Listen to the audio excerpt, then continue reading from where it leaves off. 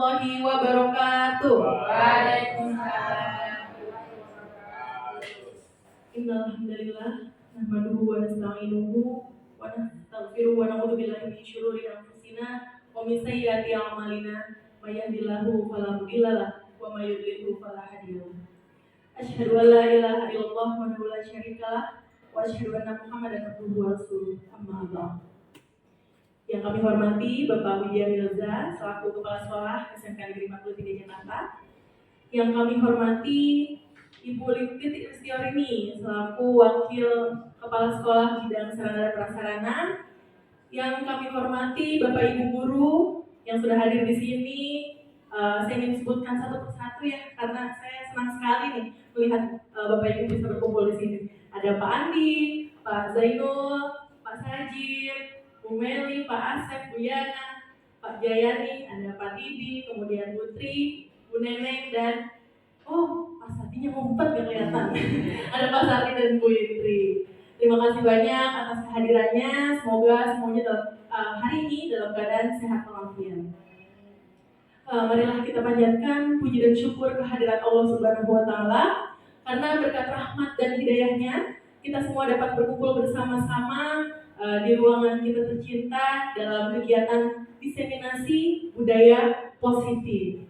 Salawat serta salam tak lupa kita curah limpahkan kepada Nabi Muhammad SAW beserta keluarga dan para sahabatnya. Semoga kita semua menjadi pengikut-pengikut beliau yang istiqomah hingga akhir zaman. Sebelumnya saya ingin mengucapkan terima kasih atas kehadiran Bapak Ibu yang sudah berkenan untuk datang ke sini. Kita akan belajar bersama-sama ya Bapak Ibu ya. Saya juga mengucapkan terima kasih karena Bapak Kepala Sekolah kita sudah ada di tengah-tengah kita semuanya. Baik, setiap memulai kegiatan, alangkah baiknya kita membukanya dengan membaca doa ya. Untuk kegiatan kali ini, marilah kita buka bersama-sama dengan melafazkan basmalah. Bismillahirrahmanirrahim. Semoga dengan membaca basmalah, kegiatan hari ini berjalan dengan lancar. Kemudian kita semua mendapatkan kebermanfaatannya dan juga dapat berkah dari Allah Subhanahu wa Ta'ala. Amin ya rabbal alamin. Bapak Ibu masih semangat? Mana nih semangatnya Bapak Ibu? Saya minta semangatnya deh ya. Kalau saya bilang SMK apa? Pak Jaya. SMK bisa dulu ya. SMK bisa. Terus 43 ya. 43 Jaya. SMK 43 Bisa. luar biasa. Ya. Oke. Bisa Jaya ya. Karena digabung ya Pak, SMK 43 jadi bisa ya. Oke, boleh. Tapi nanti gini aja, SMK bisa 43 Jaya, SMK 43 luar biasa. Oke, dengarkan apa benar saya Bapak Ibu ya. Ayo semangat, tidak usah tegang Bapak Ibu. Nanti saya ikut tegang. Oke, SMK Bisa. SMK Bisa. SMK 43 luar biasa. Tepuk tangan semua. Terima kasih banyak. Semoga semangatnya sampai di akhir kegiatan kita ya Bapak Ibu. Oke, untuk selanjutnya saya persilakan kepada Bapak Widya Milza untuk menyampaikan sambutan kepada Bapak Widya.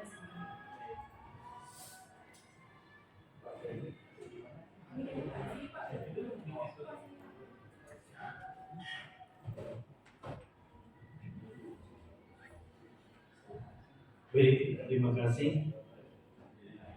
Auzubillahi minasyaitonirrajim. Bismillahirrahmanirrahim.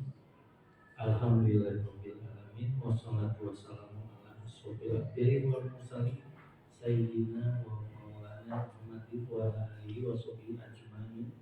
Amma ba'du, yang saya hormati rekan-rekan wakil, rekan-rekan guru semua yang hadir di sini, termasuk saya pribadi yang punya acara bulanas yang ada hubungannya dengan CGP di sini.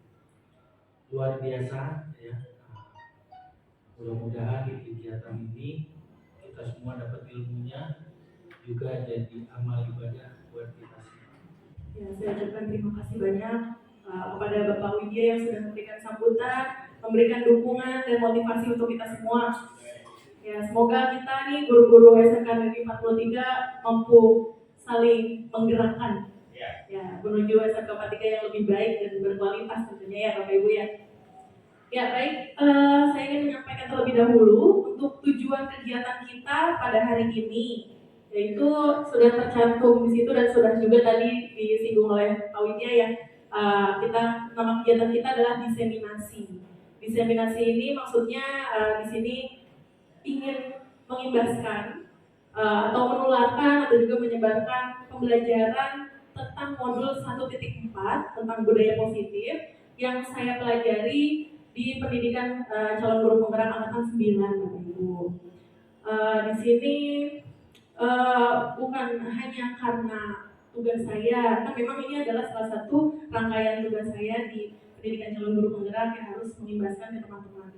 Tapi saya juga berpikir bahwa sebenarnya pengetahuan ini sangat baik untuk kita bisa ketahui. Bahkan kalau kita bisa mempraktekannya, mengimplementasikannya di SMK 43 itu bagus sekali gitu. Jadi saya merasa ini juga penting. Tapi berdirinya saya di sini bukan maksud untuk menggurui ya Bapak Ibu. Tidak ada maksud sama sekali, apalagi merasa lebih daripada Bapak Ibu itu tidak sama sekali.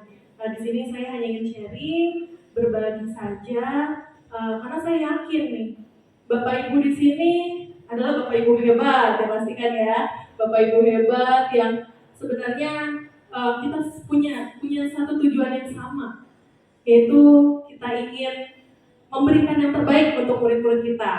Setuju Bapak Ibu? Ya, setuju. Nah, harapannya setelah kita mempelajari budaya positif, kita bisa mempraktekannya di sekolah dan kita bisa menyajikan pembelajaran yang berpihak pada murid. Yang kita mengutamakan murid mengajar sesuai dengan kodratnya, yaitu kodrat alam dan kodrat zamannya, sehingga kita bisa mengantarkan murid-murid kita menuju kebahagiaannya.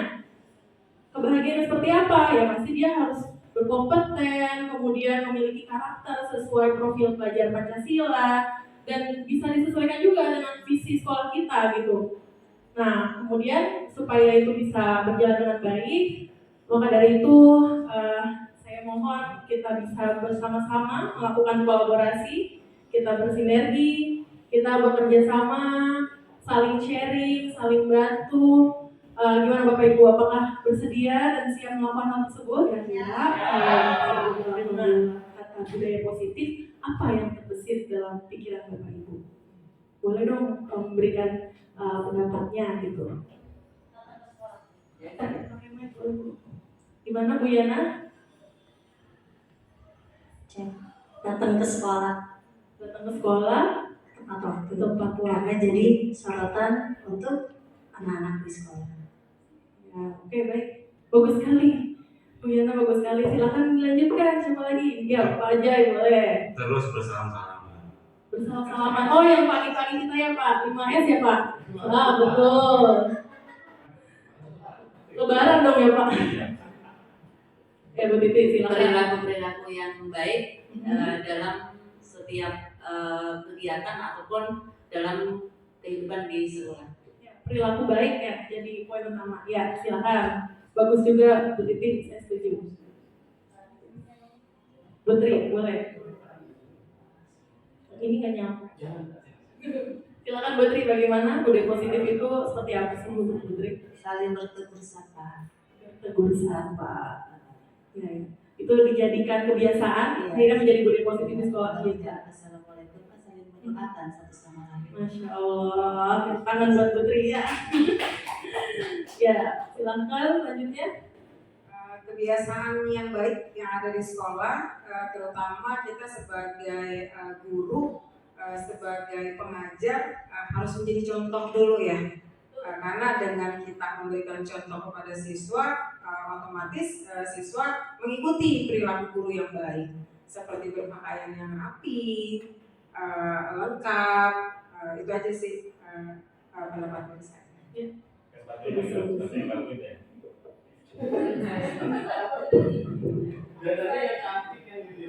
Siapa lagi yang ingin beri pendapat? Boleh. Oh ini Pak Zainul mau. Ya. Saya. Oh boleh Bu Meli, silahkan. Salah satunya adalah menolong teman sejawat jika ada kesusahan. Oh, kalau itu kayak sesama guru juga ya Bu ya. Harus ya. Kalau nggak punya duit. Iya. Gimana Oke. Pak Sajid? Baik, ikut berpartisipasi memberikan saran ya, Terima kasih. bahwa budaya positif itu adalah perwujudan nilai-nilai yang universal, terutama kita sebagai pendidik. Nah, bagi saya kalau kita mau membudayakan budaya positif yang sesuai dengan tupoksi kita dulu.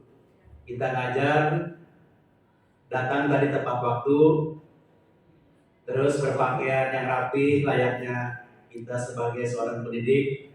Sepatunya jangan dilipat di belakang hijab. Tadi kalau nggak salah ada yang pakai sendal ya. Ada yang pakai sendal. Jadi ini udah digital nih, jangan sampai kita mencerminkan budaya yang kurang positif. Jadi bagi saya tugas pokok kita aja dulu dimaksimalkan. Sebagai tadi kita suri teladan buat anak-anak, dan juga kita buat teman-teman yang masih guru-guru penggerak, kan mungkin kita juga penggerak ya Pak Jaya sebelumnya, cuman tidak terlihat aja. Kalau menurut saya budaya positif itu lebih pada ya ciri khas ya, karena kan budaya sekolah pasti di mana-mana beda ya, itu aja sih. Ciri khas dari 43 budaya positif ya. Jadi budaya itu seperti tadi aja. Yang sudah ada tadi kan sudah disebutkan ya, ada disiplin dalam datang ke sekolah, terus ada salam sahabat dan sebagainya. Yang belum ada berarti PR kita semua ya. Bikin budaya positif apa lagi nih di tempat tiga. Sepertinya Ibu Meli lagi dibutuh.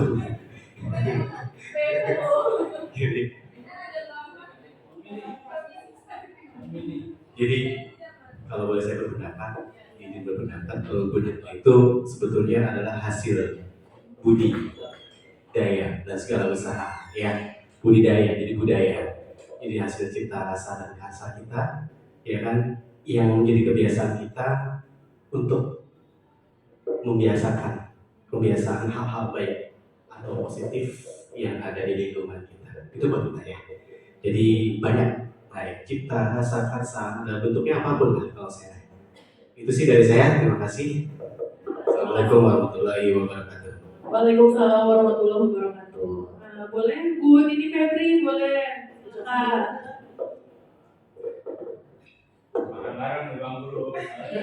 Iya, itu kan apa ya? Budaya saya hanya menyampaikan ya dari beberapa bapak ibu sudah menyampaikan. Ini menurut saya pribadi, budaya positif yang harus kita sampaikan ini kan sudah ada disiplin ya, terus berpakaian dan apa dan sebagainya. Dan menurut saya dari segi komunikasi, menggunakan bahasa dengan cinta kasih yang sesuai dengan umurnya. Oh iya. Ya, seperti itu. Ya, terima kasih Bu Dini. Tepuk tangan juga untuk semua Bapak Ibu yang sudah memberikan pendapat. Ya, alhamdulillah semuanya aktif nih Bapak Ibu, memberikan pendapat yang berbeda-beda pula. Sekarang giliran saya nih menyimpulkan. Ya, oke. Dari berbagai pendapat Bapak Ibu semuanya, saya coba menyimpulkan ya Bapak Ibu. Jadi budaya positif itu tadi perwujudan dari nilai-nilai universal, nilai-nilai kebajikan, bentuk dari kebiasaan. Nah, kebiasaannya itu seperti apa? Ya, tadi sudah disebutkan ada yang datang tepat waktu, kemudian apa tadi? Pak Jai, salam ya, salam-salaman. Terus tadi juga ada beberapa saling membantu, menggunakan bahasa yang baik dan benar. Kemudian tapi yang diutamakan ya kita sebagai guru harus menjadi suri teladan supaya anak-anak juga bisa mempunyai role modelnya di sekolah. Karena kita kan memang pendidik yang menuntun anak-anak seperti itu ya Bapak Ibu, supaya dia memiliki karakter yang sesuai dengan kalau kita belajar kurikulum merdeka sekarang profil belajar Pancasila ya Bapak Ibu ya. Nah, supaya tercipta hal seperti itu, maka kita harus memberikan teladan teladan, memberikan contoh, sehingga nanti anak-anak bisa mencontoh dan menjadi kebiasaan di sekolah, akan menjadi ciri khas dari sekolah kita gitu. Nah itu namanya adalah budaya positif ya. Kemudian kalau ada pertanyaan lanjutannya nih, terus bagaimana cara menciptakan budaya positif itu? Bagaimana caranya? Untuk menghadirkan budaya positif yang pasti dengan pembiasaan, kolaborasi dan kerjasama dari seluruh wadah sekolah. Siap. Ya, gimana Bapak Ibu yang lain? Apakah setuju atau ingin menambahkan? Setuju ya, butuh pembiasaan dan kolaborasi oleh seluruh stakeholder yang ada di sekolah. Saya juga menyetujui hal tersebut. Selain itu, kalau kita sudah berkolaborasi, kita membuat kebiasaan-kebiasaan baru yang positif di sekolah, maka nanti akan terbentuk lingkungan yang nyaman, lingkungan yang aman, sehingga murid itu bisa secara merdeka, dia bisa berpikir, berperilaku, dan bertindak yang positif juga, betul ya Bapak Ibu? Iya betul, seperti itu ya. Jadi ini PR kita bersama, tapi kita harus mencari tahu nih strategi apa sih yang bisa memunculkan atau mewujudkan budaya positif yang ada di sekolah kita. Strateginya apa? Nanti akan kita bahas satu persatu gitu. Konsep inti dari budaya positif yang akan kita bahas pada hari ini agak banyak ya Bapak Ibu. Yang pertama nanti berkaitan dengan disiplin positif dan nilai-nilai kebajikan. Tadi masalah disiplin dan nilai-nilai sudah disinggung, nanti akan kita bahas secara lengkapnya. Kemudian ada teori motivasi, hukuman dan penghargaan, serta restitusi. Kemudian ada kebutuhan dasar manusia, keyakinan kelas, posisi kontrol guru, dan segitiga restitusi, Bapak Ibu. Berarti sekarang kita akan menuju ke poin yang pertama. Kita akan bermain peran Bapak Ibu. Nama kegiatannya adalah kegiatan kepalan tangan. Untuk yang Bapak Ibu berangkat, silakan buka kepalan tangan Bapak Ibu. Kemudian bayangkan, ya ini A dulu. Bayangkan di atas kepalan tangan Bapak Ibu itu ada benda atau apapun yang berharga untuk kehidupan Bapak Ibu. Pokoknya berharga banget ya. Nah, kemudian kalau sudah selesai membayangkan ada di sini yang berharganya itu, kemudian silakan kepal tangan Bapak Ibu dan harus menjaga dengan segala daya dan upaya, gitu ya. Karena ini kan berharga ya. Oke, jangan dilepas ya. Kalau lepas berarti gagal. Nggak sih, terserah mau dilepas atau enggak, pada akhirnya terserah ya. Sekarang instruksi yang B. Silakan Bapak Ibu yang berperan pada peran B mencoba juga nih dengan segala daya upaya, mencoba untuk berusaha mengambil ataupun hanya membuka aja, biar temennya itu rekannya bisa buka, atau apalagi memberitahu itu apa gitu. Nah, ya terserah caranya mau ngapain, mau dikelitikin, mau dihatiin, mau diancam, atau mau ditukar sama duit juga boleh. Ya, saya kasih waktu 1 menit boleh untuk ya gimana Pak? Udah siap, oke kita mulai dari sekarang 1 menit.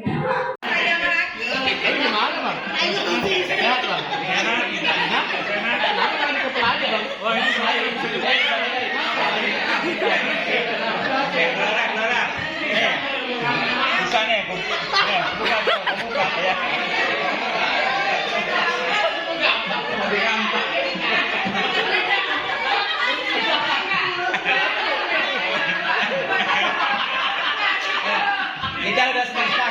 Oke. Terus sekali Bapak Ibu bertanya boleh. Ya waktunya udah habis. Saya lihat ada yang berhasil membuka, ada yang akhirnya tetap pada tubuh pendiriannya sampai akhir tidak terbuka. Kalau Bu Titi gimana? Tadi akhirnya membuka atau tidak nih Bu Titi? Nggak bisa membuka. Oh, kenapa sih Bu? Emang Ibu membayangkan apa sih yang berharga di tangan Ibu? Sangat berharga sekali. Iya. Karena apa yang ada di dalam genggaman saya ini adalah sangat berharga sekali buat saya. Oke, jadi apapun rayuan tadi Bu Neneng sama sekali tidak ada. Iya, sama sekali. Oke. Tetap saya pertahankan. Oke deh. Ya, jadi ternyata beberapa strategi yang sudah dilakukan itu berhasil untuk menggoyahkan yang prinsip tadi ya, prinsip yang sudah dipegang oleh Bapak Ibu yang mendapatkan peran A. Tapi sekarang yang perlu kita perhatikan seperti ini Bapak Ibu. Ini kan ada kaitannya dengan teori-teori kontrol, ya. Memang tadi kita mendapatkan pengaruh dari luar, ya kan? Itu kan bukan pengaruh dari dalam kita sendiri, tapi dari luar. Ada rayuan atau ada strategi-strategi khusus yang orang lain lakukan kepada kita untuk mempengaruhi diri kita. Nah, pada akhirnya siapa sebenarnya yang memiliki kontrol? Yang paling memegang kendali itu sebenarnya siapa sih? Orang lain atau diri kita sendiri? Diri kita sendiri ya. Nah, di sini bukan berarti yang akhirnya membuka itu berarti tidak baik kontrol dirinya, bukan seperti itu. Tapi begini, kontrol diri di sini adalah keputusan. Bagaimana orang tersebut memiliki keputusan untuk tetap mengepalkan tangan atau keputusan untuk membuka. Pasti kalau membuka itu ada pertimbangan tertentu ya Bapak Ibu. Jadi hasil pemikiran, tidak serta-merta langsung ikut begitu saja gitu. Jadi kontrol yang menyebabkan Bapak Ibu membuka atau menutup itu adalah kontrol dari diri kita sendiri. Di sini guru berpikir bahwa kita bisa mengontrol murid, tapi ternyata itu hanyalah miskonsepsi atau ilusi belaka. Contohnya adalah yang pertama, ilusi guru mengontrol murid. Misalnya nih, kita meminta anak kita untuk berperilaku baik. Kita melihat dia nyontek, melihat dia menyalin jawaban teman. Kemudian kita tegur kan pasti, kita tegur atau kita beri nasihat atau bahkan ada yang memberi hukuman. Nah, di situ itu adalah bentuk usaha kita mengontrol murid kan. Nah, tapi sebenarnya sepenglihatan kita setelah anak ditegur apakah tetap nyontek atau di depan kita memang dia udah berhenti nyonteknya? Menurut Bapak Ibu gimana? Berhenti kan? Dia udah gak nyontek lagi.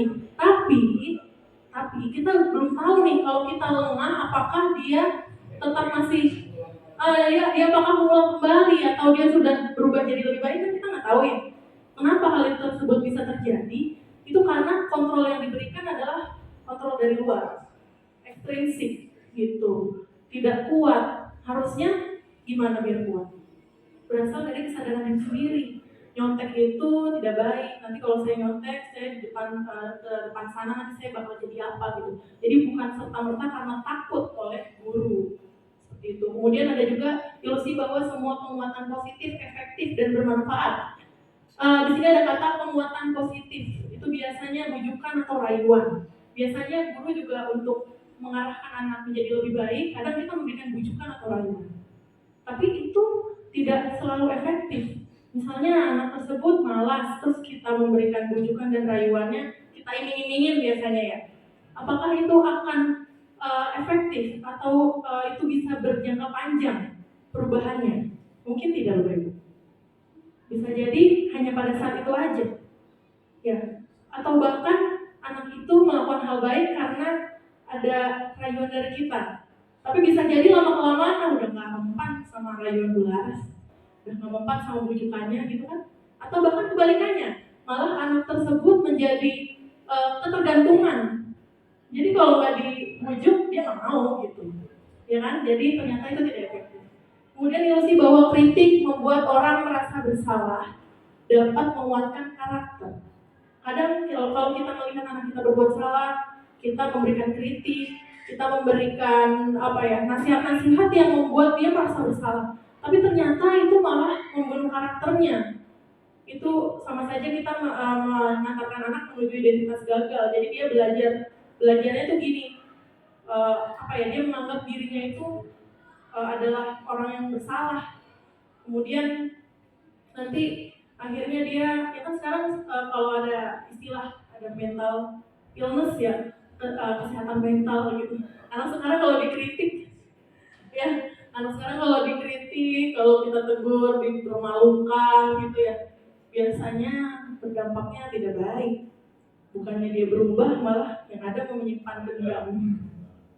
Down juga ya, ada yang bunuh diri malah ya. Kalau kita lihat dari berita-berita, ternyata dengan memberikan kritik itu juga tidak tepat, tidak efektif. Dan terakhir ilusi bahwa semua orang dewasa memiliki hak untuk memaksa. Ya kita tahu ya, kita pendidik pasti kita lebih dewasa daripada anak-anak kita. Tapi itu menjadi kadang kita berpikir bahwa kita berkewajiban untuk mengontrol anak-anak kita. Padahal sebenarnya tidak usah memaksa. Nah ini juga ada jadi perubahan paradigma dari teori stimulus respon menuju teori kontrol. Awalnya kita melihat bahwa kebutuhan kita sama. Kalau zaman dulu seperti itu, berpikirnya kebutuhan setiap orang itu sama. Tapi kita harus berubah pemikirannya menjadi kebutuhan kita itu berbeda. Seperti murid, walaupun dia ada di tempat yang sama, tapi keinginan dia, kebutuhan dia itu berbeda-beda. Jadi kita harus memfasilitasi anak atas kebutuhan mereka masing-masing. Belum tentu yang satu kita kasih perhatian, yang semua anak juga butuh perhatian, tidak juga. Gitu. Perhatiannya ada yang secara khusus harus lebih, ada yang biasa-biasa aja. Kadang kalau dikasih perhatian lebih ada yang malah, apaan sih bapak, apaan sih bu, lebay banget gitu ya. Tapi ada juga anak yang butuh perhatian lebih, mungkin karena di rumahnya kekurangan perhatian. Dan yang terakhir, model berpikir menang kalah, kita harus mengubahnya menjadi model berpikir menang-menang. Biasanya ada tuh istilahnya, ya win-win solution gitu ya. Ya jadi tidak ada yang dirugikan.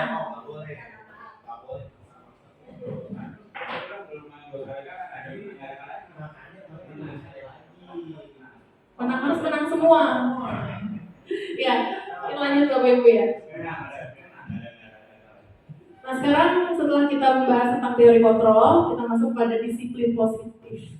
Disiplin positif itu untuk menciptakan lingkungan positif, kita perlu meninjau ulang apakah penerapan disiplin di sekolah kita sudah efektif atau belum.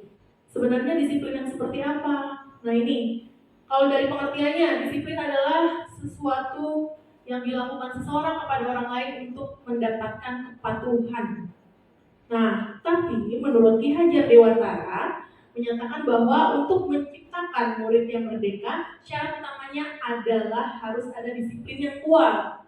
Bukan cuma disiplin, tapi disiplin yang kuat. Nah, diartikan bahwa disiplin kuat itu adalah disiplin yang berasal dari diri sendiri, yang akan membentuk disiplin positif. Dari diri sendiri yang tadi saya sebutkan ya, berarti motivasi intrinsik. Disiplin yang asalnya dari keyakinan dan kesadaran oleh orang tersebut, bukan dari motivasi ekstrinsiknya. Jadi harus yang menumbuhkan motivasi intrinsik berdasarkan keyakinan atas nilai-nilai kebajikan sehingga terwujudnya rasa tanggung jawab tanpa pengaruh reward dan punishment. Nah ini juga nih, ini masalah reward dan punishment sebenarnya kurang cocok. Karena ini termasuk motivasi apa Bapak Ibu?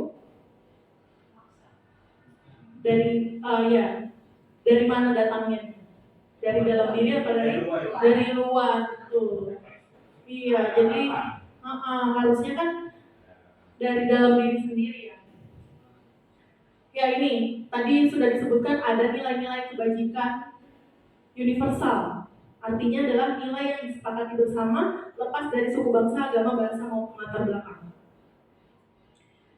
Ada nih contoh-contohnya banyak.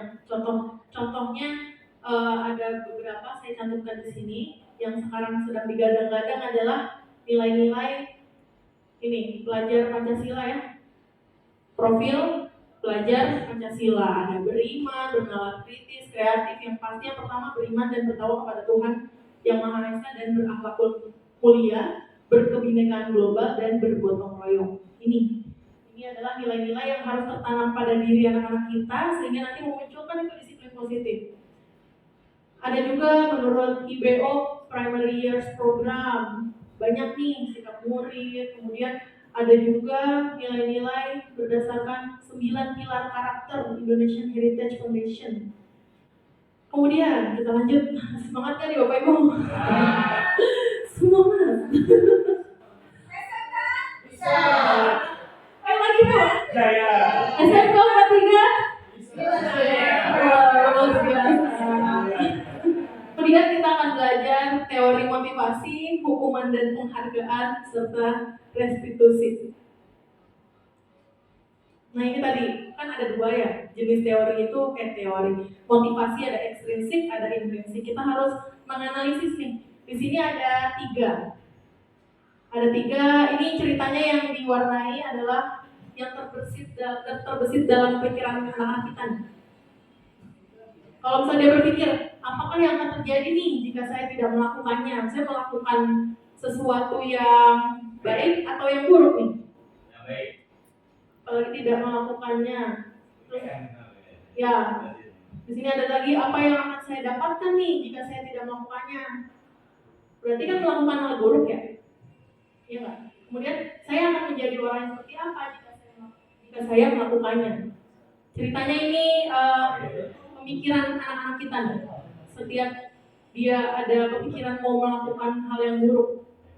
Kalau yang atas, cara berpikirnya, apakah yang akan terjadi jika saya tidak melakukannya? Kalau saya nggak ngelakuin hal buruk, apa yang terjadi? Nah, ini biasanya untuk menghindari ketidaknyamanan atau hukuman. Dia cuma takut hukuman kalau misalnya dia melakukan hal tersebut. Terus juga ini, saya dapat apa nih? Saya akan dapat apa kalau saya tidak melakukannya? Nah, siapa nih?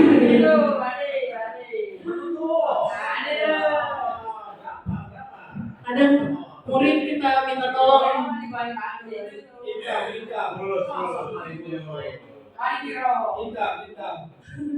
Ya gitu, ya dia nggak mau rugi ceritanya ya, nggak mau rugi. Apa yang saya akan dapatkan jika saya tidak melakukannya? Nah, yang terakhir, saya akan menjadi orang yang seperti apa nih jika saya melakukannya?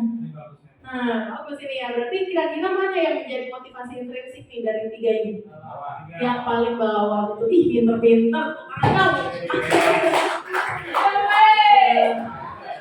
SMK. Patiga. SMK Patiga.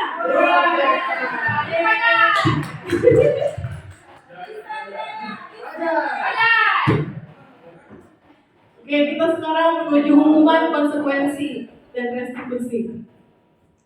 Ini kalau dari kalimat yang ini, mana Bapak Ibu yang mungkin agak belum baru dengar atau belum terlalu paham?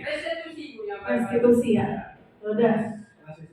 Ya, saya munculkan pengertiannya di sini. Restitusi istirahat, ya. Itu sih apa tuh Pak? Itu sih. Oh gitu. Bisa aja. Ya, restitusi adalah proses menciptakan kondisi bagi murid untuk memperbaiki kesalahan mereka sehingga mereka bisa kembali pada kelompok mereka dengan karakter yang lebih kuat. Itu kata siapa itu? Kata dosen. Dosen. Oh, dosen. Yang nyebut merek Pak. Ya. Kemudian restitusi juga merupakan proses kolaboratif yang mengajarkan murid untuk mencari solusi untuk masalah mereka dan membantu murid berpikir tentang orang seperti apa yang mereka inginkan dan bagaimana mereka harus memperlakukan orang lain. Jadi biasanya ini dipakai untuk menangani suatu kasus. Nanti di akhir ada secara eksklusif kita bahas. Kita next dulu ya Bapak Ibu. Nah ini tadi restitusi akan kita bahas secara lanjut di akhir. Sekarang ini dulu nih, apa sih bedanya hukuman dan konsekuensi? Kalau hukuman itu sesuatu yang sudah ada, mau nggak mau harus terima. Kalau konsekuensi adalah aturan yang disepakati, kalau menurut saya. Oke. Jadi sebelum terjadi sesuatu, dia sudah tahu kalau dia berbuat seperti ini, dia sudah punya aturan rambu. Kalau dia melanggar, kenanya apa? Kalau dia tidak melanggar, dia seperti apa? Kalau menurut saya, atas kesadaran dari sini di konsekuensi. Kalau hukuman dia bisa jadi belum tahu juga mau dihukum apa. Ya. Terpaksa betul. Ya. Oke. Kayaknya saya ranking 1 deh. Apa tuh? Kayaknya saya ranking 1 deh. Poin saya banyak soalnya tadi. Saya catat kok. Gak apa-apa Bu, awal nanti untuk pertanyaan selanjutnya berarti ya. Yang dikatakan Bu Yana, betul nanti kita akan kupas lebih dalam lagi ya. Perbedaan, nah di sini nih. Ada 3. Ada hukuman, konsekuensi, dan restitusi. Kalau hukuman, sesuatu yang menyakitkan harus terjadi.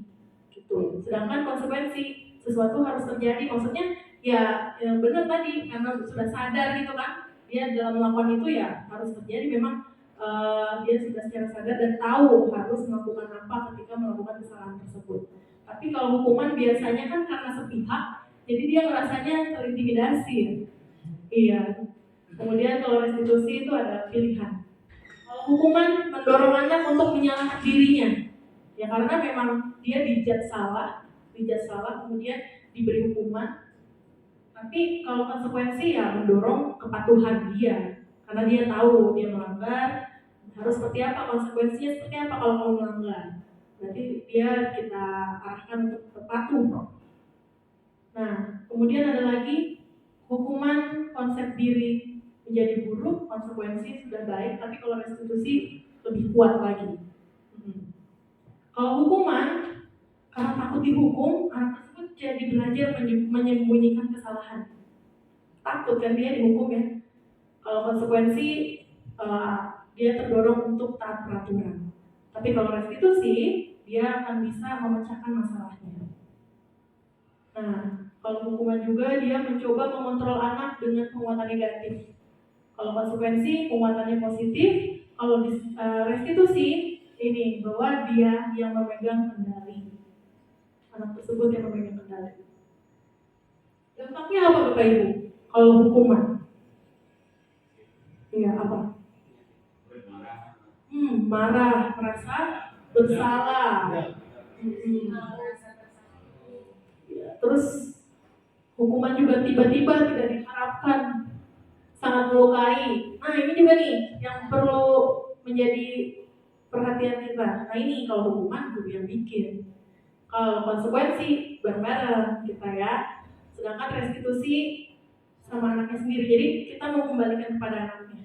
Jadi kamu ingin berbuat apa untuk mengatasi masalah kamu itu. Jadi dia yang cari solusinya. Nah, kemudian kita lanjutkan Bapak Ibu. Sekarang kita tebak-tebakan ya. Ini hukuman atau konsekuensi nih masuknya nih. Yang pertama, boleh dibaca langsung jawab, silakan. Secara bergiliran boleh. Lari keliling lapang basket 2 kali karena terlalu 10 menit pelajaran yoga. Oh bukan. Bukan. Boleh Pak pakai.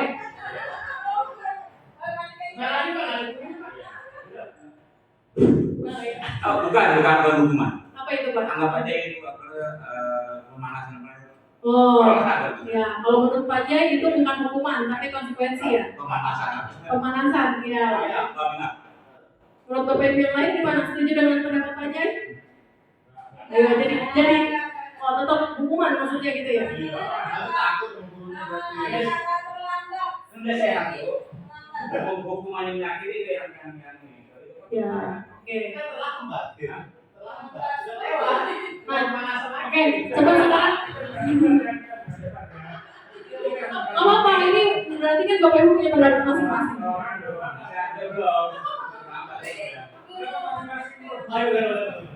Ya menurut Pak Jai ini bukan hukuman katanya Pak Jai karena ini yang sesuai, karena ini pelajaran PJO kali ini ya Pak. Oke, ya udah sebelum kita mengetahui jawabannya, coba dulu kita bandingkan dengan yang nomor 2. Boleh siapa yang ingin membacakan? Belum. Ya boleh, langsung Bu Meli boleh. Nomor 2 akhirnya, oke. Silakan Bu Yana. Kalau yang pertama, menurut saya hukuman. Kalau yang kedua, yang pertama, lari mengelilingi lapangan basket 2 kali karena terlambat 10 menit untuk pelajaran PJOK. Yang kedua, lari mengelilingi lapangan basket 2 kali karena terlambat hadir di sekolah. Kalau di nomor 2, itu peraturan yang sudah disepakati. Tata tertib sekolah. Ya, kalau menurut Bu Yana yang pertama hukuman, yang kedua konsekuensi. Oke, ada yang punya pendapat lain? Kita bahas 1-2 dulu deh. Gak apa-apa, kita beda-beda pendapat, nanti kita samakan persepsi selanjutnya. Langsung sebut Pak, saya nomor 1 menurut Bapak apa, nomor 2 apa? Kenapa dong? Ini nih kata-katanya emang ini. Lari banget. Soalnya jangan baca orang.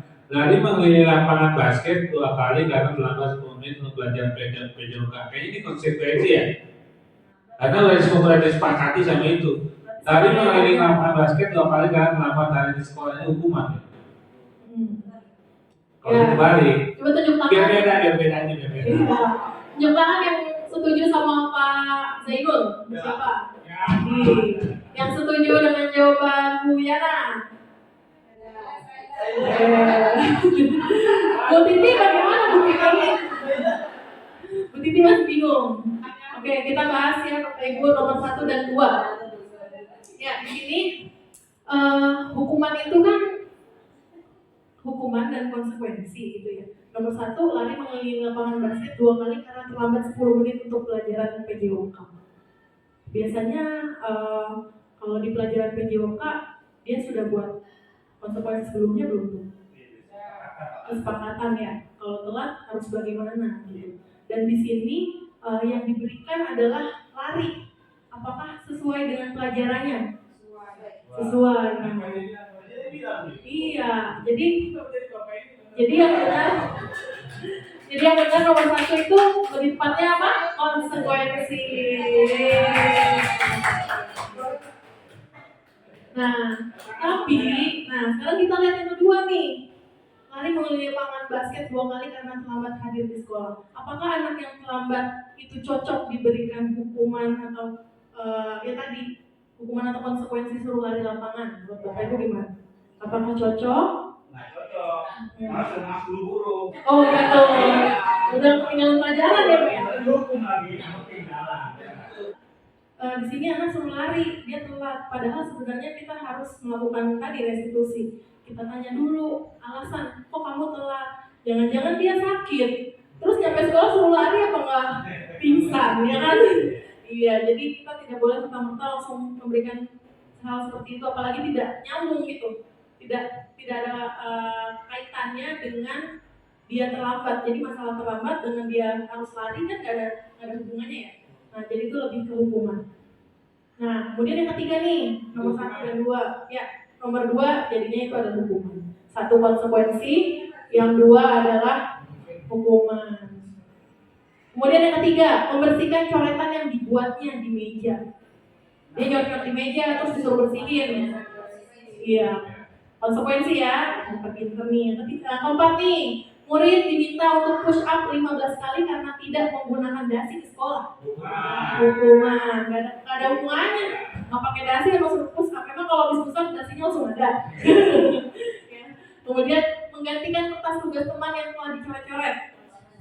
Konsekuensi, karena tugas kertasnya sudah dicoret-coret kan nggak bisa dipakai lagi. Jadi solusinya ya memberikan yang baru gitu. Cocok. Terakhir, kehilangan 10 menit jam istirahat untuk mengerjakan tugas karena terlambat datang dan tertinggal pelajaran selama 10 menit. Ada kaitannya nggak nih? Maksudnya berhubungan ataupun kan dia kehilangan 10 menit jam istirahat karena dia ketinggalan pelajaran 10 menit. Jadi pas dia istirahat, pas teman-temannya istirahat, dia disuruh belajar dulu untuk mengganti ketinggalan dia di awal. Hukuman atau konsekuensi? Kalau mau nanti ya pura-pura. Dari ketinggalan. Waktunya beda berarti. Ketinggalan dari ya. Oke.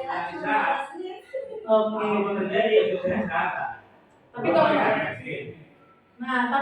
kalau kita lihat di sini Bapak Ibu, iya, kan dia memulainya lebih lambat daripada teman-temannya. Berarti dia selesainya juga belakangan, gitu kan ya? Nah, itu sebenarnya konsekuensi. Mungkin nanti bisa dibicarakan nih, kamu mau mengganti keterlambatan kamu di jam istirahat atau di jam pulang sekolah. Oke, lanjut. Dihukum oleh penghargaan nih Bapak Ibu. Kita kadang memberikan reward untuk anak kita, tapi ternyata secara tidak langsung itu adalah bisa menghukum dirinya. Kepikiran nggak Bapak Ibu? Kenapa bisa seperti itu? Kok reward bisa jadi hukuman buat dia? Bukan hukuman ya, maksudnya menghukum diri anak tersebut. Apa aja? Biasanya barang menjadi beban untuk kalau dikasih hadiah bisa. Jadi kayak ya berarti besok saya harus gitu ya. karena ya itu berarti anaknya nggak enakan Bu, bagus. Dikasih hadiah bisa nggak enak, jadinya besok saya harus lebih baik daripada ini gitu. Oke, salah satu contoh itu benar. Terus juga bisa jadi ini anak menjadi ketergantungan. Nih, jika kita menggunakan penghargaan lagi dan lagi, maka orang tersebut akan bergantung pada penghargaan yang diberikan. Iya, malah saya kalau sekarang karena dulu suka kasih coklat gitu ya kalau anak-anak dapat 100. Bu, besok kalau aku udah 100 lagi dapat coklat lagi nggak? Iya, tapi emang dia kan jadi menjadi motivasi eksternal kan. Dia dapat nilai 100, dia ingin dapat nilai 100, bukan karena hatinya dia. Kalau saya dapat nilai 100, nanti saya akan menjadi orang seperti apa ya? Kayak tadi dulu motivasi intrinsik, harusnya kan gitu. Tapi malah jadi nanti kalau saya dapat 100, saya kalau dapat apa ya dari belas gitu. Terakhir nih, jika saya mengharapkan suatu penghargaan dan tidak mendapatkannya, maka saya akan kecewa dan berkecil hati. Serta kemungkinan lain kali saya tidak mau berusaha sekeras sebelumnya. Kemarin saya dapat 100 juga nggak dikasih hadiah dari Pak Jai. Besok biasa aja ngapain, ya kan? Nggak 100.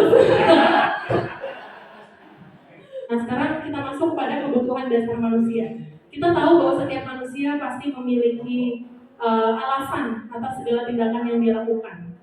Pasti nih Bapak Ibu melakukan sesuatu untuk mengejar kebahagiaan kita kan, untuk memenuhi kebutuhan kita kan pasti ya.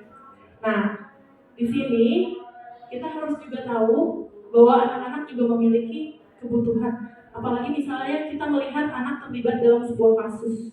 Jadi sebenarnya setiap tindakan, walaupun tindakan itu buruk, pasti ada tujuannya atau itu karena ada kebutuhan murid kita yang tidak terpenuhi. Itu kita harus pahami. Tuh. Kebutuhannya apa saja? Ada bertahan hidup, rasa kasih sayang, dan rasa diterima, penguasaan, kebebasan, dan kesenangan. Ya, bertahan hidup. Nah ini nanti kita harus mengetahui masing-masing apa sih kebutuhan kasih sayang dan rasa diterima anak itu seperti apa, dan apa dampaknya ketika kebutuhan itu tidak dipenuhi. Ya, lanjut ya Bapak Ibu. Kira-kira kebutuhan apakah yang belum terpenuhi nih? Misalnya ibu guru bilang, aku tidak boleh bersenandung sewaktu mengerjakan tugas. Katanya kelas harus tenang, tidak ada suara, kan nggak seru jadinya. Kebebasan apa? Kebebasan apa? Kebutuhan apa yang belum dipenuhi anak tersebut? Kekurangan kesenangan ya? Iya, tidak tersalurkan bakat dia. Kemudian, ibu guru tidak menyapaku hari ini padahal aku pakai jepit rambut baru. Kasih sayang. Iya, betul. Aku bosan, masa belajar cuma gitu-gitu aja, dengerin ibu guru aja. Kasih sayang dan rasa kesenangan ya, kebebasan. Nah ini ada keyakinan kelas. Kan biasanya kita tahu ada peraturan, kesepakatan, keyakinan ya. Kalau peraturan itu kan sifatnya tadi kurang baik, karena itu dibuatnya oleh satu pihak, misalnya guru yang ngasih aturan, kemudian anak-anak harus patuh. Lebih baik itu diubah menjadi kesepakatan, karena kesepakatan itu asalnya adalah dari kedua belah pihak, disepakati dan dijalankan dengan penuh kesadaran gitu ya. Nah nanti kesepakatan yang sudah kita buat akan menjadi keyakinan untuk diri kita. Contohnya misalnya ini, Bapak Ibu kalau pakai helm naik motor, kenapa tuh? Atas dasar apa? Kesadaran. Berarti ini sudah menanamkan keyakinan dalam diri. Ada nggak yang takut ditilang? Oh, bahasa itu ya.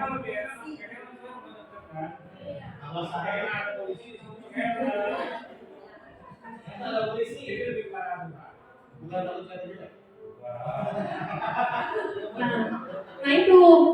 Nah misalnya makanya kita nanti kalau menerapkan di sekolah, harapan kita adalah anak itu melakukannya karena dia yakin untuk kebaikan dia, bukan karena takut atas hukuman ataupun aturan yang ada di sekolah gitu. Nah itu harapan kita. Jadi nanti bisa dipraktekin di kelas Bapak Ibu untuk membuat keyakinan kelas. Nah di sini contoh yang lain lagi. Nah ini Bapak Ibu salah satu aksi nyata saya terkait modul ini tentang membuat keyakinan kelas. Jadi pertama saya meminta anak-anak Silakan buat peraturan supaya kelas kalian berlangsung lebih tertib dan sesuai dengan apa yang kalian inginkan. Kan pasti kalian yang lebih tahu ya, biasanya muncul kasus apa nih di kelas ini. Nah, mereka menuliskan di sticky note, ditempel. Kemudian setelah itu saya membacakan satu-satu atau mengelompokkannya. Nah, kemudian dari sini saya mengubahnya menjadi bersama anak-anak mengubahnya menjadi kalimat positif. Misalnya dilarang membuang sampah di kolong meja. Nah, saya ubah jadi kalimat positif. Ayo kita ubah jadi kalimat positif jadi seperti apa anak-anak? Dan mereka buang sampah pada tempatnya gitu kan. Nah, kenapa kita harus buang sampah pada tempatnya? Kenapa kita harus mendengarkan teman yang sedang berbicara? Nilai-nilai apa yang terkandung di situ dan yang kalian yakini? Oh, karena saya menghargai teman saya, Bu. Berarti kan saling menghargai. Nah, ada banyak saling menghargai, ada kita harus inovatif, harus berkolaborasi dengan teman. Terus misalnya harus rajin sholat, berarti beriman dan bertakwa dan lain sebagainya. Kemudian ditandatangani di sini sebagai bentuk legalitas dan mereka katanya siap untuk menjalankan nilai-nilai ini gitu. Mungkin nanti setelah ini tugas saya kan ini sudah pengibasan, jadi untuk Bapak Ibu wali kelas mungkin bisa langsung diterapkan di kelas masing-masing ya. Ya Bu Meli, Bu Neneng. Ya, kemarin juga saya bikin surat cinta nih, anak-anak yang bikin. Karena saya bilang ini, sebelumnya kan pelajaran P5 membuat kritik. Ternyata anak-anak saya jago-jago tuh kalau kritik. Kalau ngeliat kelemahan kayaknya paling pinter. Bahasanya itu Masya Allah. Terus saya bilang, coba sekarang kalian melihat orang lain dari segi positifnya. Bisa nggak kamu cari kelebihan dia? Nah, kalau sudah tahu, kalau sudah bisa, tuliskan, nanti tempel. Kita buat supaya orang yang melihat atau yang membaca itu jadi semangat gimana gitu. Jadi saling memberikan semangat kepada teman-temannya gitu. Nah, ternyata lebih kesulitan, susah Bu. Nah, itu dia. Ya makanya tapi setelah dibuat mereka sangat antusias. Bu, saya mau lihat Bu, malah ada tadi beberapa yang terharu sampai nangis. Nggak nyangka kalau temennya ada yang penggemar rahasia gitu ya, diam-diam ternyata dia bukan suka cinta ya di sini ya, maksudnya kagum.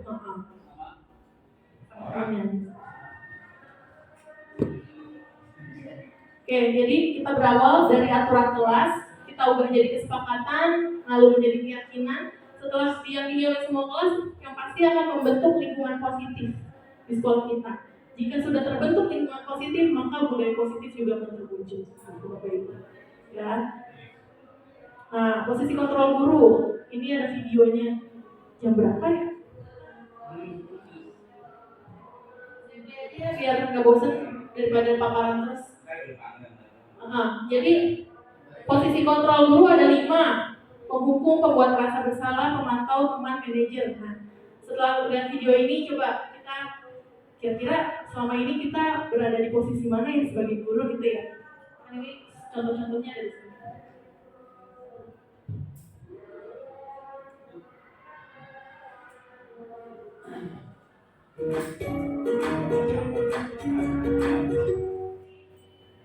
Salam bahagia Ibu dan Bapak guru hebat. Dalam penerapan disiplin positif restitusi, salah satu program yang dikembangkan adalah 5 posisi kontrol. 5 posisi kontrol dalam restitusi adalah proses perjalanan seorang pendidik agar dapat mengenali dirinya. Pada video kali ini, kita akan membahas tentang 5 posisi kontrol yang dikembangkan oleh Diane Lawson dan contoh penerapannya.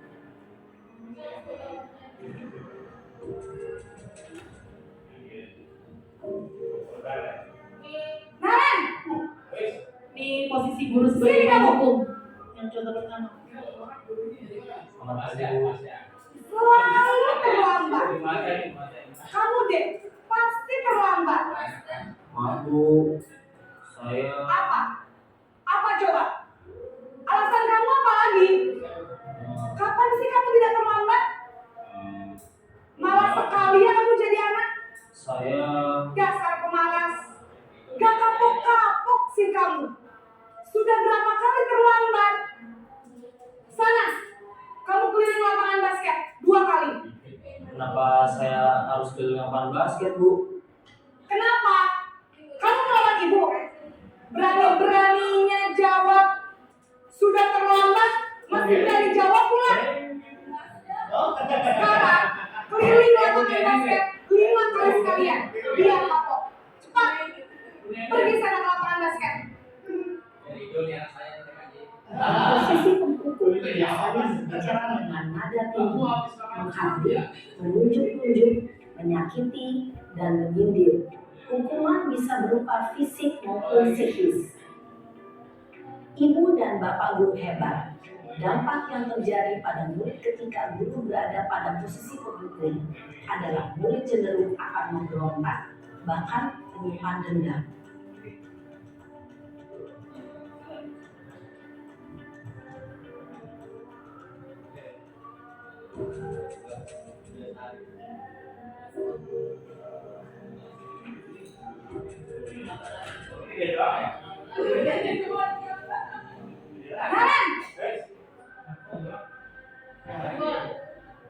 Ini posisi memberi merasa bersalah.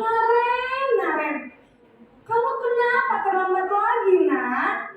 Ya Tuhan, Naren. Kamu senang ya bikin aku susah ya? Kalau kamu terlambat lagi, nanti ibu yang ditegur bapak kepala sekolah, nak. Bisa ibu tidak bisa membina kamu. Duh, gimana ini? Maaf, Bu. Duh, Gusti Naren. Kamu suka ya kalau ibu ditegur bapak kepala sekolah? Terus, sekarang ibu harus tulis apa ini di buku absen? Ini kamu sudah sering terlambat loh. Ibu harus apa coba? Maaf, Bu. Maaf sekali. Ya sudah, lain kali jangan bikin ibu susah lagi ya, nak ya. Ibu tidak akan kuat lagi kalau kamu gini terus. Bisa jantungan kalau ibu ditegur bapak kepala sekolah. Sekarang cepat ke kelas. Maaf ya, Bu. Maaf sekali. Posisi pembuat rasa bersalah berbicara dengan nada tenang, cenderung lembut. Namun kata-kata yang diutarakan membuat murid merasa menjadi orang yang gagal, memandang buruk dirinya sendiri, merasa tidak berharga, dan tidak sanggup membahagiakan orang lain. Ketika murid mengambil posisi pembuat rasa bersalah, murid akan menganggap dirinya yang bersalah dan ia akan menyimpan emosi negatif tersebut di dalam dirinya.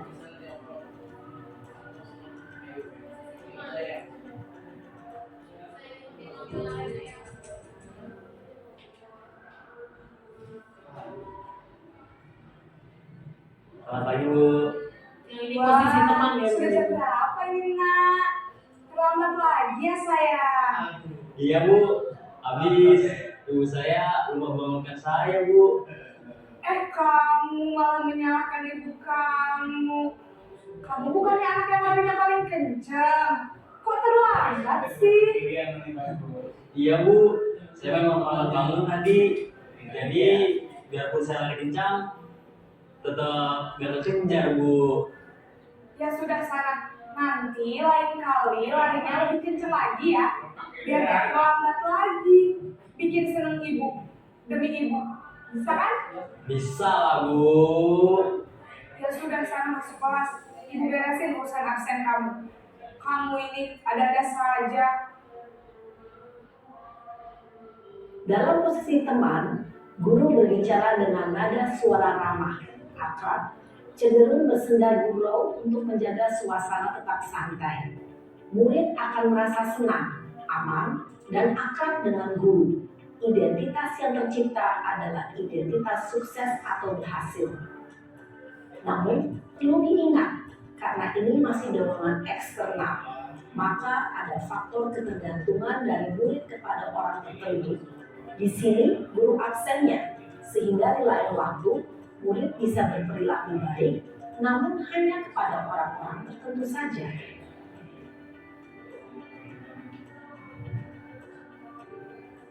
Posisi pemantau yang ini.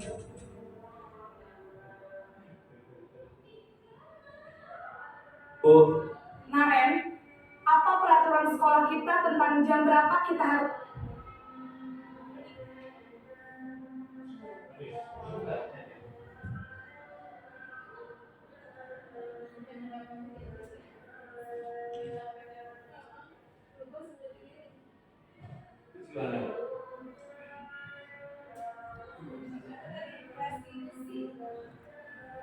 Bu, Naren, apa peraturan sekolah kita tentang jam berapa kita harus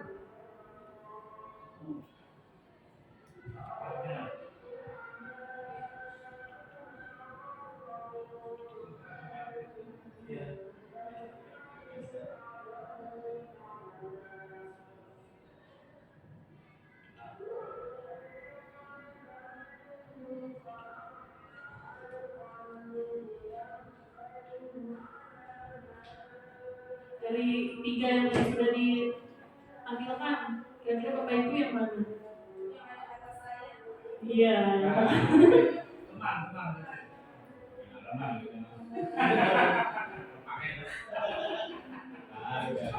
Baik, dulu. Gak boleh.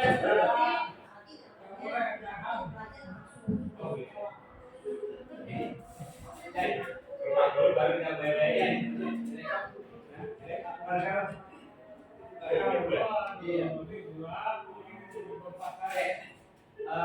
Pendapat ya Bu ya.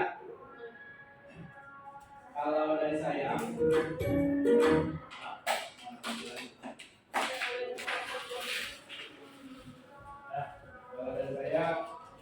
mungkin ada proporsionalnya aja ya. Bukan berarti yang pertama itu juga tidak boleh. Kalau udah keseringan mungkin ada yang semacam sok takut ya, tapi jangan terlalu menghakimi ya. Jadi kepada nomor 3 yaitu kita teman tidaknya masalahnya apa sampai sering terlambat gitu kan. Terus diajak komunikasi dulu sebelum kita menjas anak. Itu ada Pak nanti di terakhir. Oh gitu. Ya, berarti karena Bapak kan sudah banyak pengalamannya, berarti sudah menjalankan juga di posisi yang terakhir ini pasti. Ya, coba ya Pak ya. Ini yang keempat dulu nih, yang pemantau. ini jika terlambat hadir? paham Bu, saya harus tinggal kelas pas jam istirahat selama 20 menit. Iya benar, konsekuensinya demikian. Jadi nanti jam 9.30 pas istirahat, kamu harus tinggal di kelas, kerjakan tugas tambahan untuk ketertinggalan kamu, ya? Baik Bu. Nah, ini yang Posisi pemantau menggunakan penghitungan atau data untuk mengontrol murid. Guru mengarahkan murid berdasarkan peraturan dan konsekuensi. Seorang pemantau menunjukkan bahasa tubuh dan ekspresi wajah yang datar dan cenderung formal. terakhir.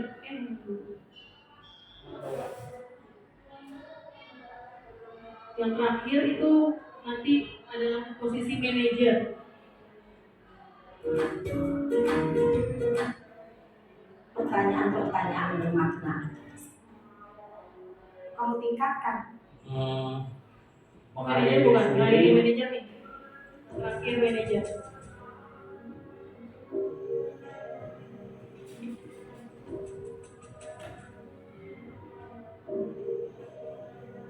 Naren!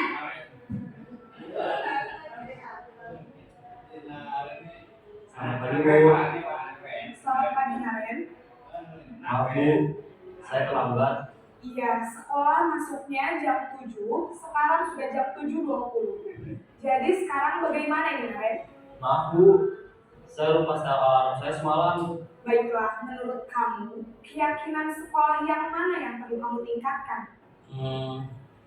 Menghargai diri sendiri dan orang lain mungkin ya Bu. Setuju. Jadi, apakah Naren meyakini prinsip saling menghormati tersebut? Iya Bu, saya meyakininya. Apakah Naren bersedia memperbaiki masalah keterlambatan ini? Bersedia Bu. Bagaimana kamu akan perbaiki masalah keterlambatan ini? Saya akan coba untuk tidak lupa menyetel alarm saya Bu. Baik, kalau Naren lupa menyetel alarm di rumah, ada orang yang kira-kira bisa bantu mengingatkan tidak? Ada Bu, kakak saya, Kak Emma. Ada lagi selain Kak Emma?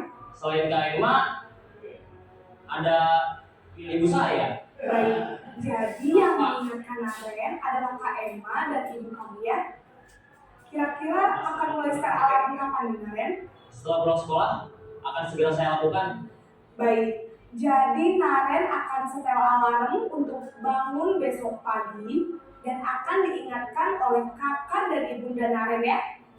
Ada lagi yang mungkin perlu dilakukan Naren agar tidak terlambat bangun lagi? Tidak ada, Bu. Baik Naren, terima kasih untuk kerjasama kamu. Sekarang kamu perlu kembali ke kelas untuk belajar. Baik, Bu. Terima kasih. Posisi manajer adalah posisi kontrol yang disarankan untuk membimbing murid memiliki sikap disiplin yang positif, yaitu murid yang mandiri, bertanggung jawab, dan dapat memecahkan masalah. Tujuan dari posisi ini adalah agar murid dapat berefleksi atas tindakannya. Guru akan dengan tulus memberikan pertanyaan-pertanyaan bermakna, sehingga membuat murid dapat belajar dari kesalahannya dan mencari sebuah solusi untuk menyelesaikannya. Ibu dan Bapak Dari pelajari bahwa ya tadi ada alasannya beda soalnya.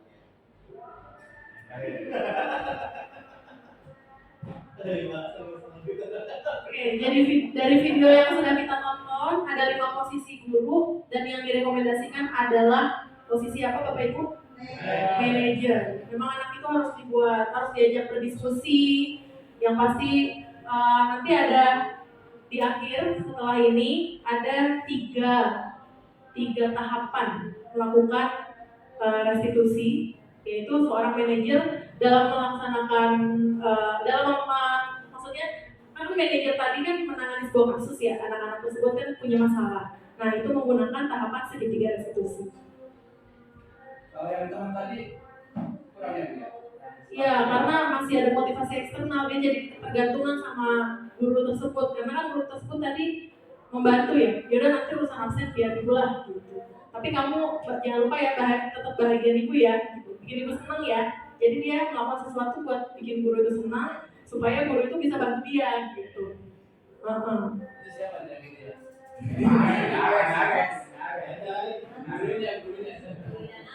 Nah yang terakhir ini segitiga restitusi, ada menstabilkan identitas, validasi tindakan yang salah, dan menanyakan keyakinan. Contoh-contohnya nih, jadi ini tahapan kita untuk menangani kasus sebagai seorang manajer. Yang pertama, menstabilkan identitas.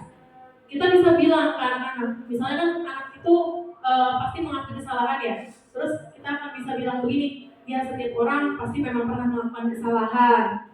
Kamu bukan satu-satunya kok yang berbuat salah, ibu juga pernah melakukan hal tersebut gitu.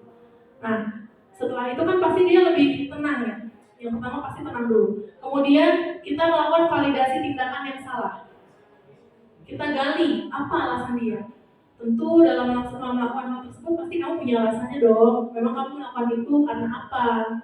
Nah, terus setelah dia menjawab, saya tanya, terus tadi kamu karena apa melakukan apa sih? Nah, adakah cara yang lebih efektif untuk mendapatkan apa yang kamu butuhkan selain yang kamu lakukan tadi, misalnya? Seperti itu. Jadi dia yang berpikir sendiri, mencari solusi sendiri, kita yang menuntun. Kemudian yang terakhir menanyakan keyakinan.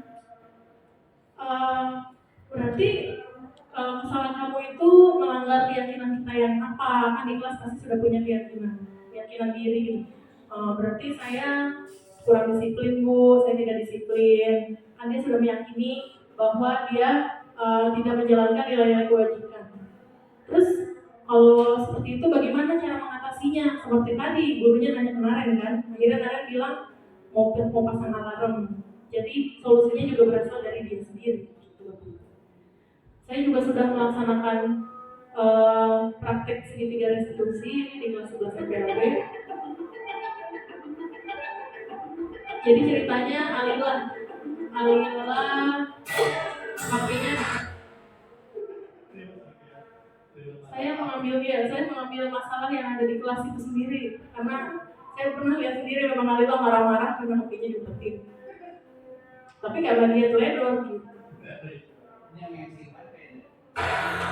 HP gue mana sih? HP gue hilang nih. Di mana sih HP? Ada yang HP gue? Di mana nih? Mana sih HP gue? Nah, jadi intinya sebenarnya HP-nya diopetin sama Salsa gitu tadi itu. Nah, terus ini kan sebuah kasus juga di kelas ya. Akhirnya saya sebagai seorang wali kelasnya, saya berusaha bertindak sebagai manajer untuk menangani kasus tersebut. Saya panggil Alila ceritanya. Karena di situ Alila yang marah-marah dan Alila yang salah juga karena dia teledor gitu kan. Siapa nih?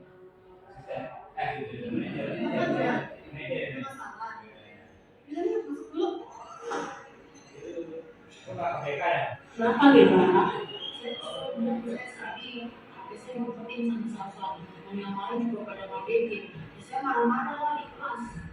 Oh begitu. Pasti kamu kesal dan gila.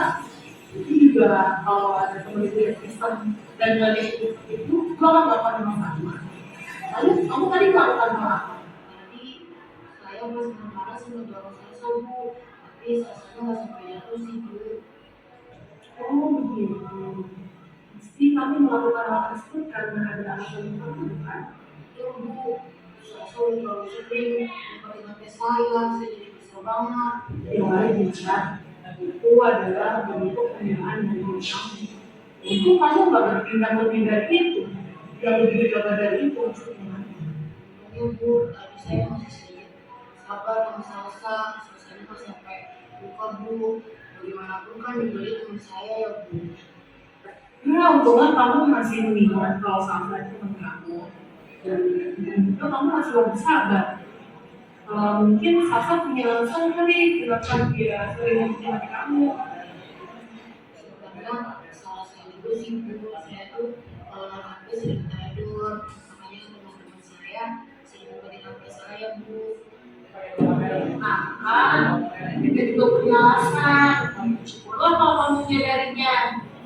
Oke, di sini kita tidak akan mencari siapa yang benar dan siapa yang salah.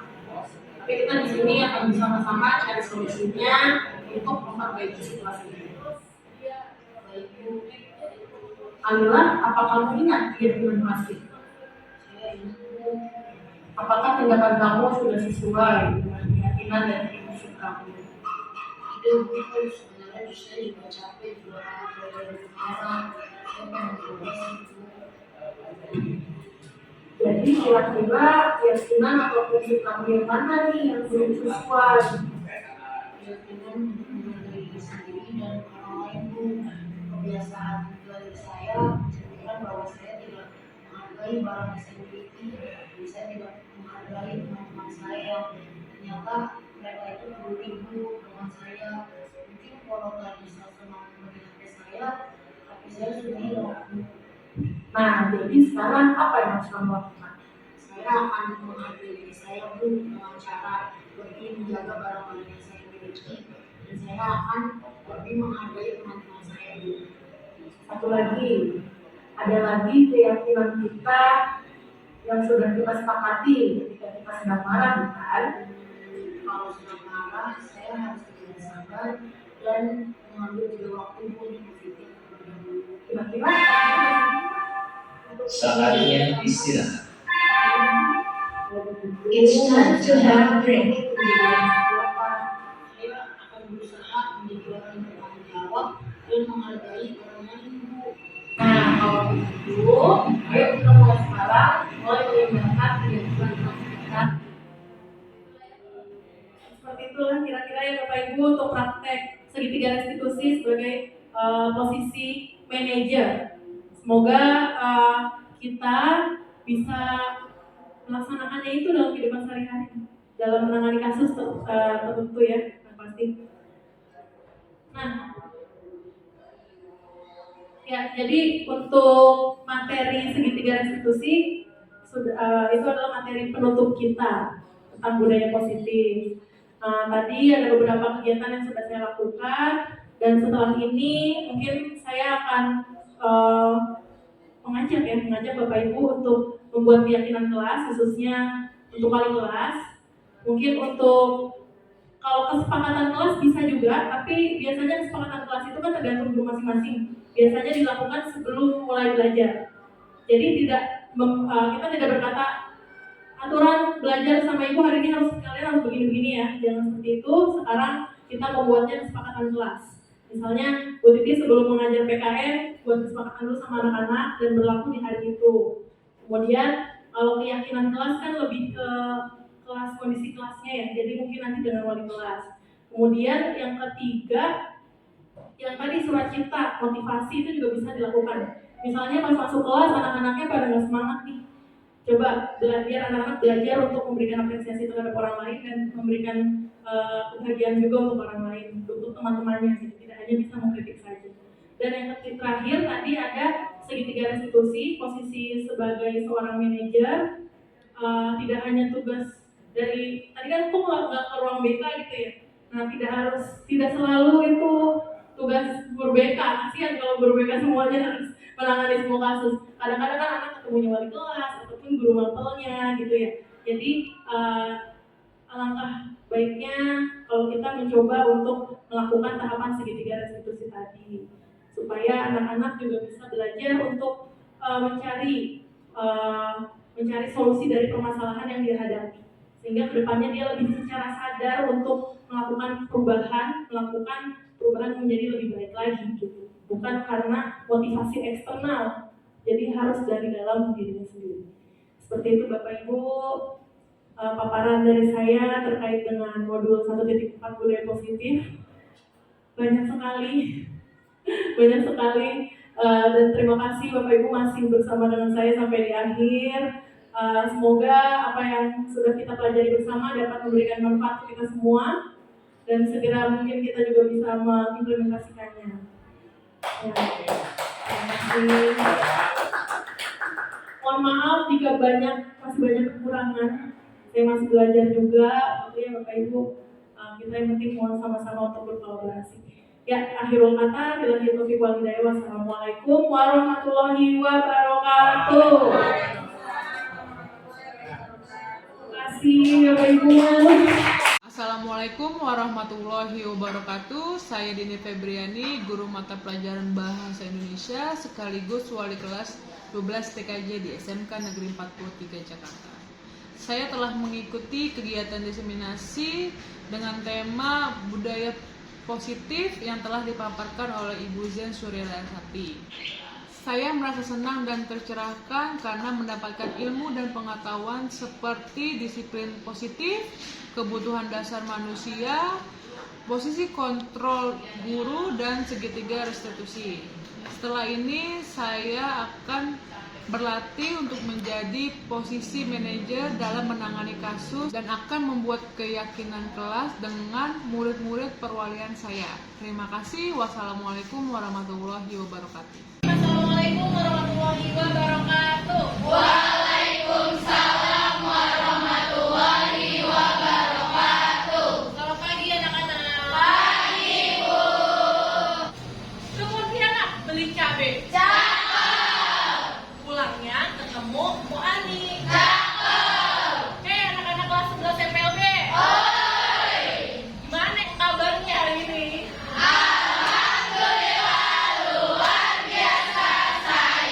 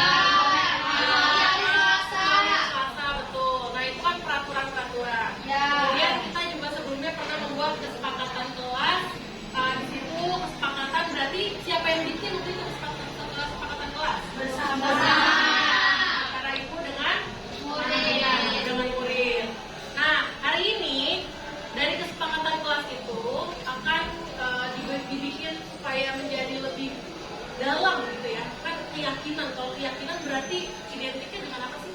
Keyakinan itu ada di mana? Hati. Kalau kesepakatan mungkin ya udah kesepakatan antara ibu dan kalian dan antara murid dengan murid gitu ya. Nah, nanti kalau keyakinan itu nanti efeknya akan lebih kalian yakini dalam hati, sehingga dalam menjalankannya kalian akan dalam penuh kesadaran, sehingga kalian bisa menjalankan juga dengan penuh tanggung jawab dan mandiri gitu. Karena itu efek dari sebuah keyakinan, ya kan? Jadi sifatnya apa ya? Tidak memberatkan kalian juga karena sudah diyakini dalam hati kita semuanya. Nanti pelaksanaannya ibu akan meminta kalian untuk masing-masing menuliskan, gitu ya. Nanti akan ditempel di sini. Nanti kita setelah itu diakhiri dengan kita bisa menetapkan bersama-sama keyakinan kelas kita. Jadi pahami? Sudah Bu. Keyakinan kelas itu nanti fungsinya supaya kalian bisa menjalankan aktivitas di kelas lebih tertib. Kan selama ini misalnya ada banyak masalah di kelas kalian. Ibu yakin kalian yang lebih tahu lah. Biasanya permasalahan itu muncul karena apa gitu kan? Permasalahan antar teman atau dengan guru seperti itu kan. Untuk mengurangi munculnya permasalahan-permasalahan itu, jadi nanti kita bisa membuat keyakinan kelas. Sudah paham fungsinya? Sudah. Oke, nanti akan ibu bagikan, tapi ibu tidak mungkin bisa keliling satu persatu. Siapa yang mau bantu ibu buat bagikan? Saya. Ya boleh, sama-sama. Sampai bagian sebelah itu ya.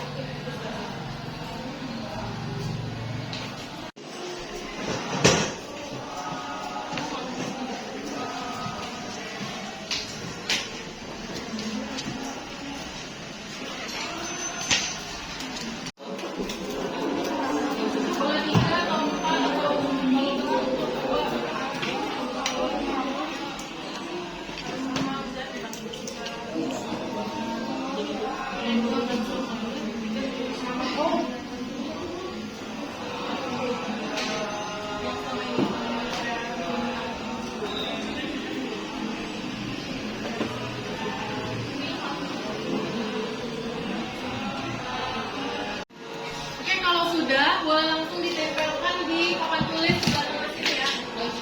Ayo, boleh langsung aja berarti depan. Tempel di sini.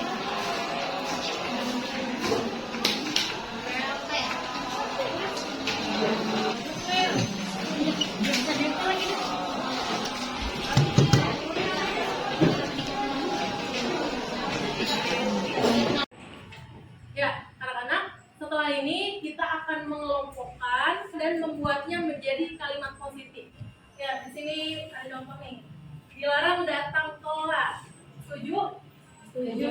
Ya. Kalimat positifnya gimana? Setelah tepat waktu boleh satu. Selalu mendengarkan orang yang berbicara. Menghargai teman. Oke, kita akan memindahkan peraturan kelas yang tadi sudah disetujui ke dalam keyakinan kelas kita dalam bentuk nilai-nilai kebajikan. Nah, kenapa? Jadi gini ya, tolong diniatkan dalam hati dan jadikan itu sebuah target untuk kalian juga. Jadi, Ananda semua sekolah di SMK 43 ini jangan hanya mengejar nilai yang ada di rapor. Jangan cuma ngejar nilai. Yang utama adalah harus punya karakter. Oke, kita mulai dari nomor 1. Masuk kelas tepat waktu. Ada nilai apa di situ? Disiplin. Boleh tulis disiplin. Satu kotak. Disiplin. Kalau makan ketika istirahat, disiplin juga nggak? Ya. Disiplin juga kan? Ya. Iya, disiplin waktu juga kan? Kita lihat tahu waktu lah. Waktunya belajar ya belajar, istirahat ya boleh makan gitu. Berarti 1 dan 2 disiplin. Izin sebelum minum, ke kamar mandi, mengangkat telepon atau ke ruang lain. Izin ke guru. Berarti bentuk apa? Etika. Etika hormat. Menghormati siapa? Guru. Oke, menghormati guru. Sama tadi boleh beretika ya. Oke, ini bertanggung jawab melaksanakan weekend. Ya udah ada nilainya ini apa? Tanggung jawab. Membuang sampah pada tempatnya. Kebersihan. Menjaga kebersihan. Betul. Menjaga kebersihan. Kemudian menghargai teman. Saling menghargai. Saling peduli, menghargai sama-sama ya. Berarti saling menghargai, terus nanti peduli. Sama nanti Novi sambil tulis ya. Empati betul. Peduli dan empati.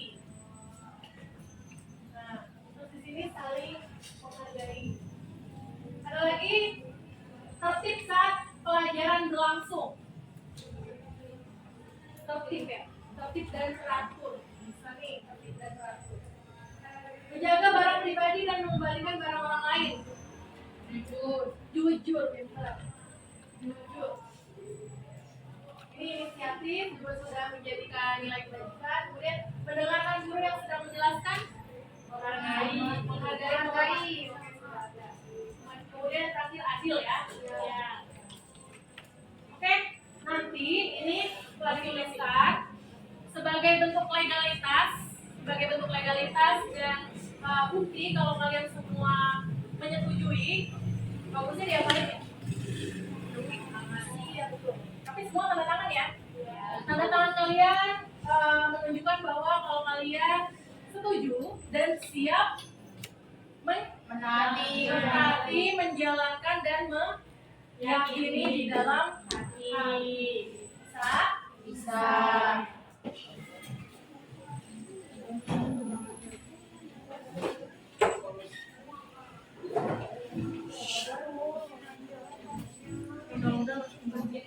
Kembali ya. Tadi sudah disetujui ya? Sudah. Oke, bismillahirrahmanirrahim. Keyakinan kelas 11 MPLB. Keyakinan kelas 11 MPLB. Saya akan beriman dan bertakwa. Menghormati guru.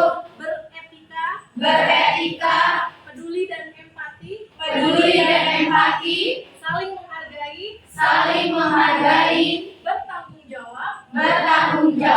Menjaga kebersihan. Adil. Tertib dan teratur. Jujur. Disiplin. Dan inisiatif. Ya, dengan mengucap Bismillahirrahmanirrahim. Dengan ini keyakinan kelas 11 MPLB resmi untuk mulai dilakukan.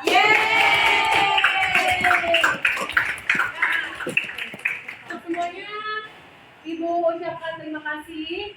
Sampai ketemu di pertemuan berikutnya. Akhirul kata, billahi fisabilil haq, wassalamualaikum warahmatullahi wabarakatuh. Waalaikumsalam warahmatullahi wabarakatuh. Terima kasih. Assalamualaikum warahmatullahi wabarakatuh. Perkenalkan, saya Karisa dari kelas 11 MPLB. Saya merasa senang karena Bu Laras sudah mengajak kami untuk membuat keyakinan kelas dan saya siap untuk menjalankan keyakinan kelas tersebut. Saya berharap saya dan teman-teman mampu untuk menjalankannya dengan konsisten sehingga kelas 11 MPLB menjadi kelas yang tertib dan nyaman untuk kami belajar. Terima kasih. Wassalamualaikum warahmatullahi wabarakatuh.